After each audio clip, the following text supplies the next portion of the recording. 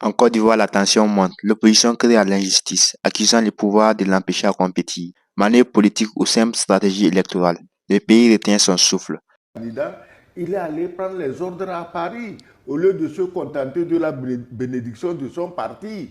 Donc, Kamto, Sonko, Gbagbo, Tidjantian. Tidjantiam, lui, ok, c'est un peu modéré, quoi. Mais tous ces gens-là, ils ne sont pas prêts à vendre leur pays à la France. Ils ne sont pas prêts. Pas du tout.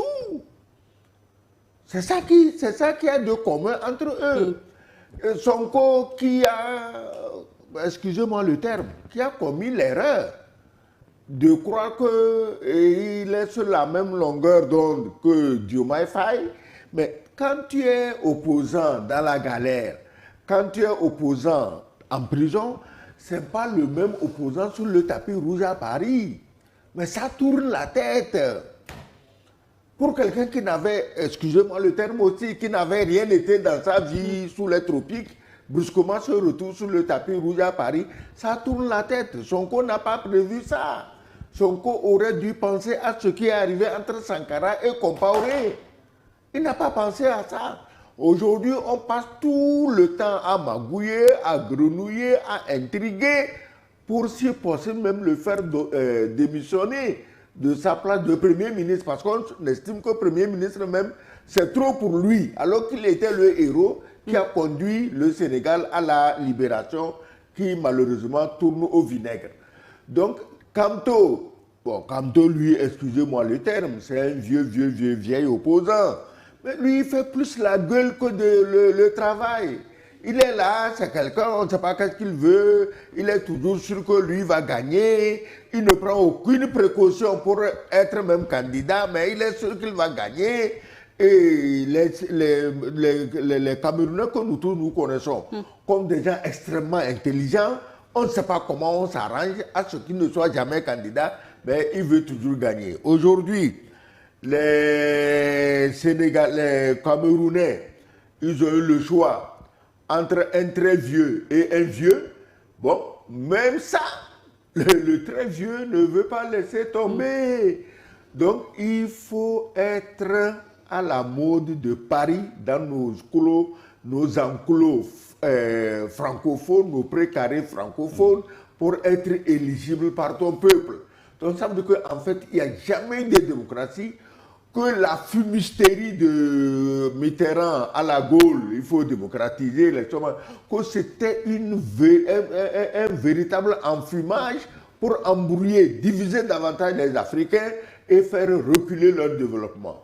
Il faut arrêter tout ça. Je le dis tous les jours ici, les gens disent ha ha, mais vous dites ha ha, où est la démocratie? Depuis plus de 30 combien d'années qu'on est là, on crie démocratie, démocratie. Où est la démocratie? Elle est où? Regardez toutes ces élections présentes ou à venir, vous allez me dire où vous voyez la démocratie. Vous la voyez, il faut arrêter ça. Non, peut-être que l'ambassadeur va nous dire ce qu'il suggère pour remplacer le modèle démocratique. Mais je ne sais pas. Qu'est-ce que vous proposez? Oui, le modèle démocratique, c'est que depuis plus de 60 ans que vous dites que vous êtes indépendant, vous avez envoyé vos enfants étudier le droit aux quatre coins du monde. Vous avez vous-même ouvert des facultés dans vos pays qui sont pleins d'étudiants de droit. Dieu seul sait, si tu vas à l'université de Lomé, combien d'étudiants il y a en droit de la première année jusqu'à la quatrième année.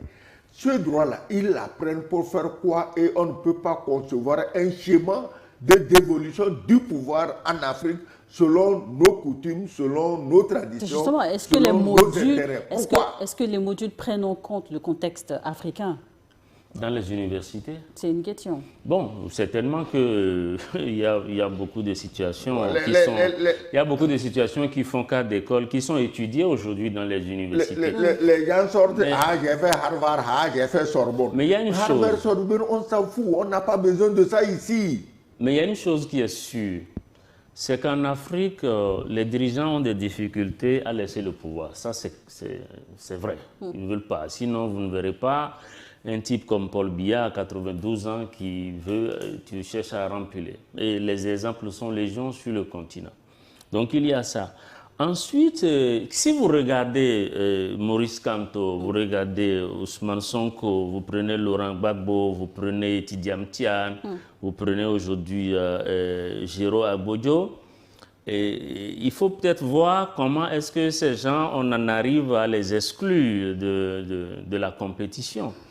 Vous prenez Maurice Kamto, vous savez pourquoi il est exclu. On dit qu'il a organisé incitation à la violence depuis 2018 et que c'est pour cette raison qu'il n'est pas éligible. Il a été écarté de la course pour cette raison.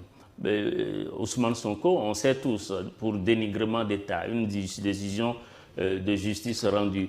Vous prenez Laurent Gbagbo, c'est parce que les mêmes crimes pour lesquels il a été déjà jugé à l'AE, c'est pour les mêmes crimes qu'on lui a collé 20 ans et qu'à partir de ce moment, il ne peut pas concourir.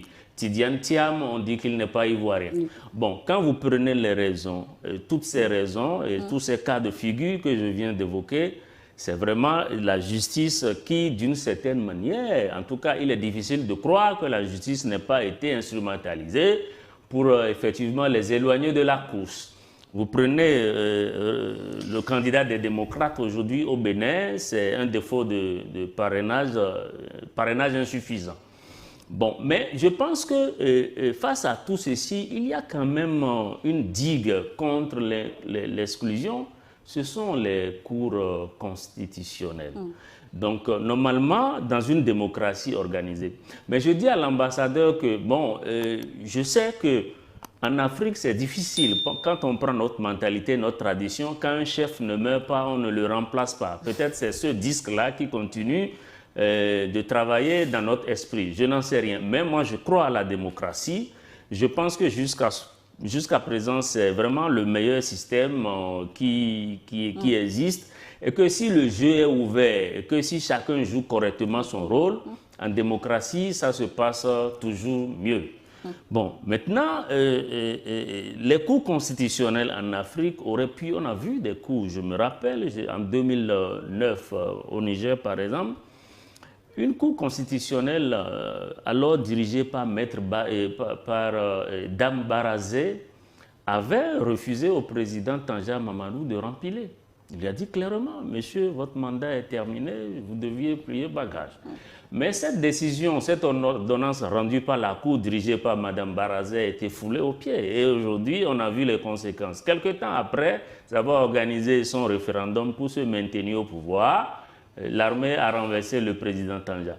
Non, je pense que nos dirigeants devraient faire un effort. Lorsque le 26 juillet 2023, le président Mohamed Bazoum a été renversé au Niger, la CEDEAO s'est offusquée d'un coup d'État de trop, s'est exaspérée. Et c'était qui en tête? C'était le président Talon, c'était le président Alassane Ouattara qui était même prêt à aller à mener une action militaire contre le Niger sur décision justement de la CEDEAO. Mais ce que les gens oublient, qu'en réalité, si on veut faire de la démocratie, si nous voulons éviter les coups d'État, si nous voulons un climat apaisé dans nos pays, ça commence par des élections inclusives. Ça commence par des élections libres et transparentes. Ça commence par des élections où tout le monde a la possibilité de participer. Pour favoriser cela dans certains pays, on a pu voir quand même l'opposition faire adopter un plan B avec le Sénégal, par exemple, où Diomaye Faye a dû vraiment reprendre les mains. Le fameux plan B également au Cameroun avec l'Union sacrée autour du candidat Chiroma, la contestation optée par l'opposition ivoirienne. Finalement, laquelle de ces stratégies fonctionne? Je pense, si vous me permettez, je pense que moi-même, je n'ai pas compris pourquoi en Côte d'Ivoire, le PPACI de Laurent Gbagbo et le PDCI de Tidiane n'ont pas opté pour remplacer les candidatures. Parce qu'il faut s'inspirer du modèle... au sein de ces partis, il n'y avait pas de plan B. Hein. Il n'y avait pas de plan B? Bon, je n'en sais rien. Mais je pense que, par exemple, si vous prenez le cas du Bénin, le plan B qui existe aujourd'hui, c'est de dealer avec l'autre candidat des FCB. Mais je ne sais pas S'ils iront jusqu'à ce niveau, je n'en sais rien, on verra comment les choses vont. Votre avis, Excellence? Écoutez, le plan B. Le plan B en Côte d'Ivoire, à ma connaissance, hein, il y a quelqu'un qui de son propre chef s'est dit, mais faisons un plan B au cas où. Et ce quelqu'un, c'était un fidèle, ou c'est un fidèle des fidèles du président Gbagbo, c'est Awa Dommelo. Awa Dommelo, qui voyait venir la tempête, a dit, mais je me porte candidat au cas extrême où le champion Gbagbo n'est pas candidat, je me porte candidat, et comme ça, je suis le plan B, on va battre les gens de Ouattara. Mais Awa Dommelo a été diabolisé, traître, machin. Au sein même du parti. Au sein même du parti, on l'a diabolisé. Au sein même de son parti, on l'a diabolisé. Ça veut dire quoi? Ça veut dire que les gens font la politique avec l'émotion au lieu de faire la politique avec leur intelligence. C'est ça le problème en Afrique. Vous dites pourquoi en Afrique, les gens, c'est difficile aux dirigeants de quitter le pouvoir. Non, ce n'est pas difficile. Au Ghana, il y a eu des